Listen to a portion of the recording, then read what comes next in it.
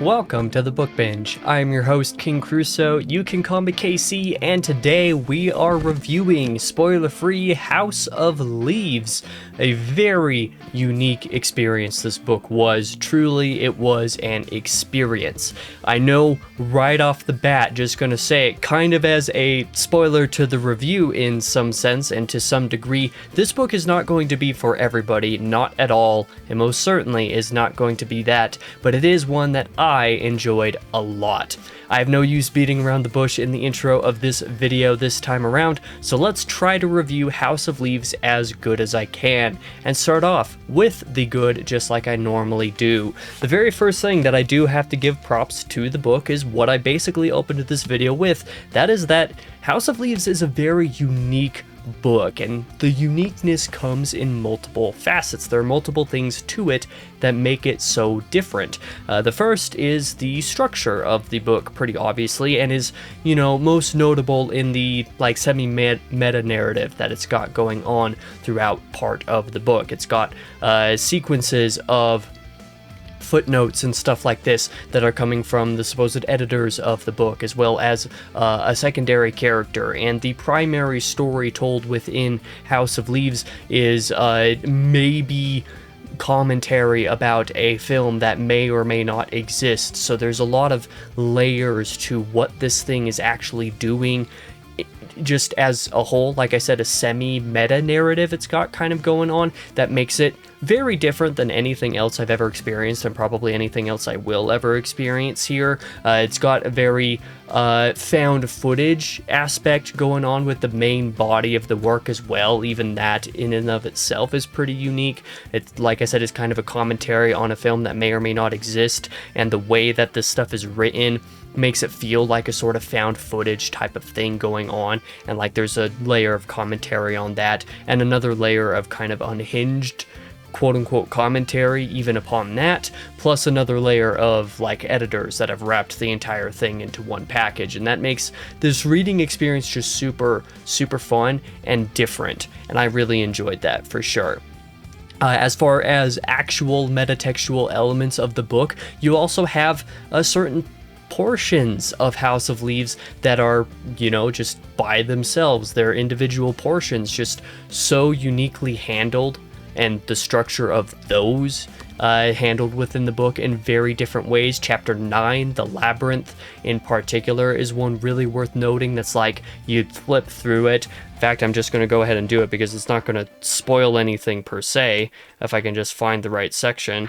You get stuff that looks like this, where you have like some sideways sections, and then these, and like this little window here. There's a whole lot of pieces in chapter 9 that make reading it just such an experience. It is so weird and different, and also kind of fun. It takes a long time to put together, and then you also figure out that some of it, parts of it, aren't really necessary to understand in the first place anyway. It's kind of like a joking with itself in the way that it is constructed. It's just it's funny. It's kind of funny, really. Like that's the word that I have to come up with. Chapter 9 is very funny.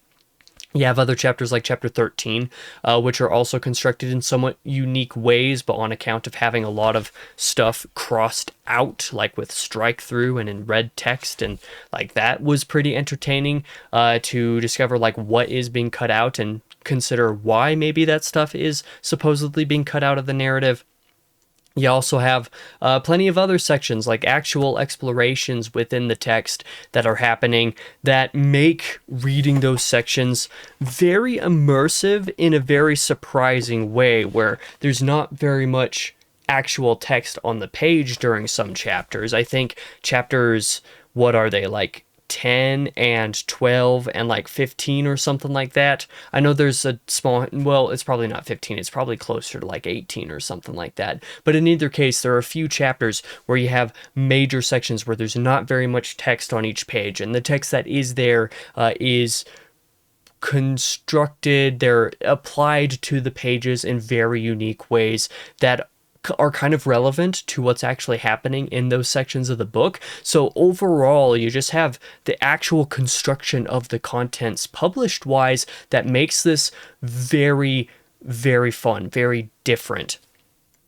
It makes very different. It also lends itself very well to the tone and the what's actually going on within the content of the book. And speaking of the tone of House of Leaves, that the tone in the book is very good. The execution of that is very good. The introduction in particular is fantastic at setting the stage. The Davidson record holds together astoundingly well as far as the tone is concerned. And then you have a little bit more of an erratic kind of sublayer going on with the Johnny Truant material that gets a little bit weird and out there. It does come into itself at the end, but like no small amount of it is maybe a little bit difficult to push through, I will admit. But everything is so diverse and it's so well constructed that I can't help but respect it anyway, even if I wasn't fully on board 100% of the time.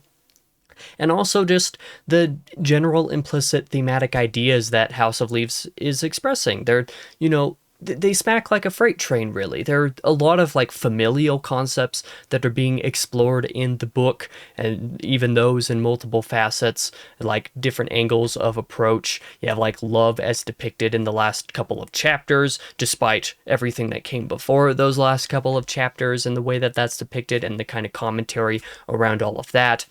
You have the considerations of the house, the titular house, I guess you could maybe call it, that acts as like a metaphor of sorts for obstacles to things like family. There's a lot of other metaphorical stuff happening here that I'm sure I didn't even grasp or haven't fully put together at this point. There's just so much depth to the book, and I guess that'll be the final point that I make here, is that there is so much depth to the book. I think that one could realistically spend, honestly, literally several months just analyzing this book and picking apart every single part of it as deeply as possible and putting all those things together, even just going so far as to making like a proper timeline of events between the stuff within the Davidson record, but especially the stuff outside of the Davidson record. Constructing a timeline between everything would in and of itself probably be something that would be super fun and enjoyable, and that's like one of just dozens of different things that somebody could spend no shortage of time picking apart, analyzing, piecing together, just really figuring out. And it's great. It's nothing that I would personally spend that much time doing, but there's a particular personality for whom this book is going to be absolute gold. But with that being said, not everything about this package is so great. There are a couple of things that I do want to shout out here as being a little bit more questionable, both in terms of like general decision and also a particular just entire aspect of the story, an entire storyline, I guess we could say, that it is a little bit rougher. So the first thing that I do want to say is that if the tone or the style of House of Leaves doesn't click for you, if you're not super into that frankly, if you read the introduction and the first I think like the first like 3 chapters are pretty short. Maybe it's the first 4 chapters that are pretty short, except that one of those is a little bit longer. I think that if you get through the introduction in the first 2 chapters or so, and if you're just really not into the tone of what the book is doing, at that point, you know that you're just not into what this book is doing. I think that the introduction especially does such a good job of hammering down what exactly that tone is and what it is that you should probably expect from the vast majority of this book in general.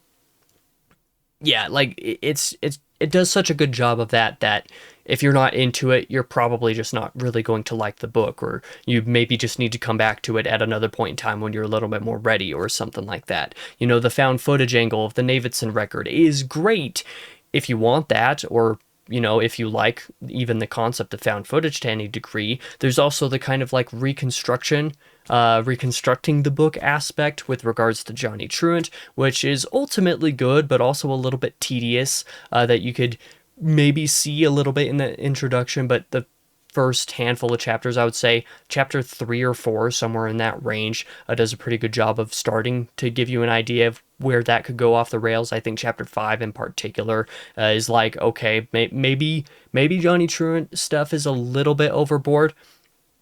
So, if you're not sold on this book pretty early on, you're probably not going to be sold on it in the long run either. That's something that I will say. Also, kind of going along the Johnny Truant angle, a lot of the rest of this kind of has to do with him, but I do want to first mention the eclectic nature of the book's construction. Like I kind of mentioned, as being really cool for enhancing the tone, enhancing the reading experience for me in the good, but it can also just be a lot. I could see this being a really long book for some people, taking a really a long time to work through on account of the structure, on account of the way that some of those chapters are put together, the way that constant footnote references might cause an occasional derailment, or just generally breaking the flow of the narrative for certain people. I know some people for whom this is the case. I had a comment on, I believe, the second diary that I did for the second spoiler diary that I did for House of Leaves a couple weeks back, where that commenter said that this book was taking a really long time. They felt like it just kept interrupting itself, basically. And that's basically true. It is kind of interrupting itself. And you just have to be on board for that and be able to work with that. Because if you're not, it might be a little bit too much. And that's okay, but I'm just saying that is definitely something that could be a bit much for some people. There are also certain things from House of Leaves that are technically missing, quote unquote, where you can tell they were very deliberately left off the page or deliberately marked as missing, more so to let you, the reader, ponder about those things and have you wondering about them, questioning about them, considering those things a little bit more actively within the narrative. Like I said, wondering about what is missing specifically. And, I never felt like the book is missing anything vital. Like, everything you need to understand, basically everything that it's doing, at least more towards the surface layer, is there for you within the book. It's not like it's missing anything that you need in order to understand it, because that's not the case. It's just that it requires you to maybe read between the lines a little bit, think outside the box a little bit to get some certain interpretations, or to theorize a little bit. If you have a very theory-minded brain, House of Leaves is going to be great, but if you don't, then maybe this is not going to be an experience for you. That is totally valid, like I said.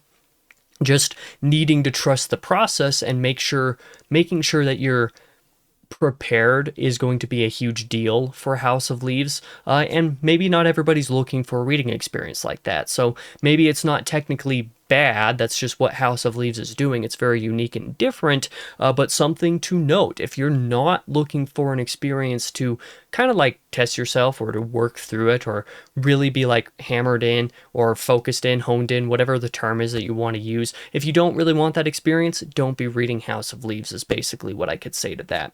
But let's circle around a bit to the Johnny Truant stuff. Like I mentioned before, as a very basic outline of what House of Leaves is, it's a compilation of this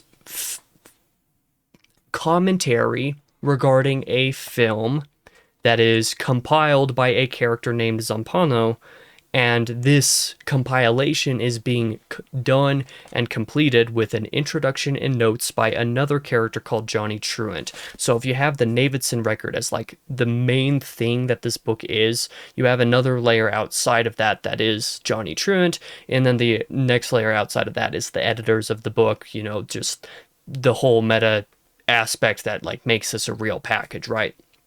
But Johnny Truant is definitely a big part of House of Leaves, and the material from him, his footnotes, all that kind of stuff, is a little bit indulgent. It's definitely something at times. I'm not going to get into spoilers per se, but there's a lot of like random stuff that might not sit well with some people, like obsession with a particular hooker, particularly in the first few chapters. That's something that can get a little bit annoying in some of the footnotes, just rambling about this. There's also some other sex-based ramblings that are definitely a little bit much at times, and just generally some other stuff about Johnny Truant that just don't sit great. By the time you get to the end of the book, it makes sense, you understand what's going on, and watching Johnny Truant kind of descend, so to speak, and that's all I'll say about that. It works for the tone of the story and what's actually going on. Like, it makes sense, like I said, but it's definitely a little bit much, and I didn't fully click with all the Johnny Truant stuff all the time. In fact, there's plenty of times when I just straight up didn't click with it at all. And that could be a little bit bothersome to the experience. And furthermore, the Johnny Truant storyline in the first place isn't super relevant to, like, the Davidson record, for example. So, there are ways to theorize about Johnny Truant's role in the production of the Davidson record or House of Leaves in general. And those theories can have some pretty big ramifications on your understanding of the plot. And, there's all this cool stuff that can come from that.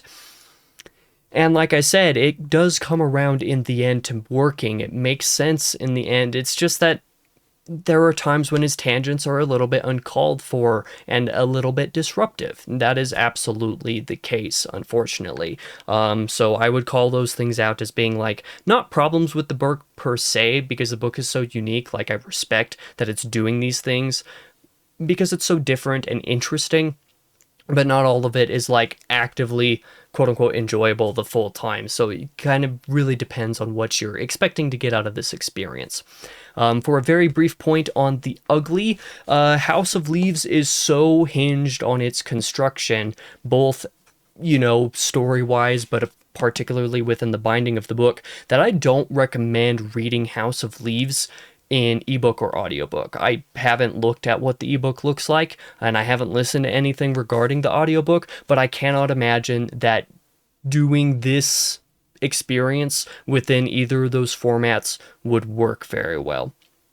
Largely because of formatting stuff. Chapter 9 is a great example, but so many of the chapters within House of Leaves are so intentionally crafted, like, as far as the actual location of text and what's actually going on the physical pages of the book, that I can't imagine that translating to ebook very well, assuming there is an official ebook for this. I don't know even if there is or not.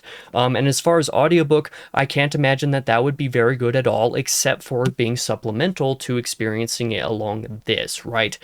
Because otherwise, there's plenty of sections where I just can't imagine that going well at all. So, yeah, I just would not recommend picking this up in any means except for physically. But as a general recommendation, I think there's definitely an audience for this. Very clearly, it's kind of a classic. It's pretty well beloved. But I wonder if House of Leaves is a little bit more of a cult classic than it is like a proper classic or a modern classic, or however you want to define that bar. I do think there is an audience for this, but there's also definitely an audience that is not for this at all, and that probably should not be experiencing this at any point in time, just according to your tastes. I think that, it's not a hard yes, I recommend this, nor is it a no, I don't recommend this. I think you need to come to this with a very fine understanding of your tastes, your expectations going into this, how much work you're willing to put into it. It doesn't require a ton, This was easier to read than Infinite Jest was, for example, despite all of the formatting peculiarities. Like I said, you should definitely come at this with proper expectations, knowing what it is you're getting, knowing what it is you want from it, and knowing what it is that the House of Leaves just as a product actually is. For everyone else that isn't looking for that particular experience, it's a little bit harder to say. I think it's worth giving a shot, but if you don't think this is going to work for you, I just don't try it, I guess. Like, I don't know. Like, I can't make that decision for you, of course. It's just that you have to come at this with a good idea of the time investment, the concentration investment, and your patience for tangents are going to have to be able to actually experience this book. It wasn't an easy read. It wasn't hard. It was easier than I anticipated, but I recommend that if you're going to give this a shot, that if you decide that that's something you want to do, that you should be ready for what this is, because nothing about this book is traditional. But that is all that I have to say about House of Leaves. That is my review. I hope I covered basically everything that I could have. There's surely some more things that I could have talked about, Surely some things that I forgot about, surely some minor points that could have used mentioning that just slipped my mind while I was making the notes for this video, but in either case, I appreciate you for watching this video if you did. For now, I've been your host, King Crusoe. You can call me KC, and I hope to see you guys in the next video, whatever that may be.